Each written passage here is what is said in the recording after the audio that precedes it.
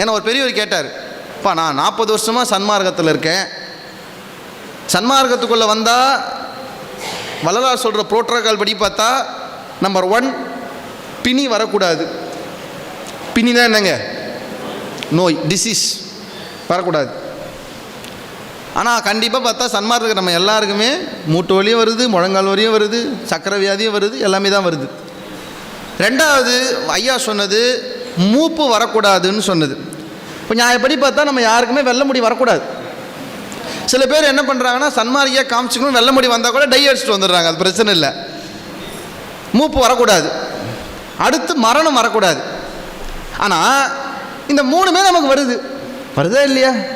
நம்ம பொய் சொல்லக்கூடாது. நீங்கள் பிணி கூட வரலன்னு சொல்லி ஏமாத்திடலாம். 1008 இசிஜி பார்த்து வச்சுட்டு கூட வெளியில் நான் நல்லா இருக்கேன்னு சொல்லிக்கலாம். டை அடிச்சுட்டு மேக்கப்லாம் பண்ணிவிட்டு கூட நான் மூப்பு இல்லாமல் இருக்கேன்னு சொல்லலாம். ஆனால் செத்து போயிட்டு நான் செத்து போகலன்னு நீங்கள் சொல்ல முடியாது.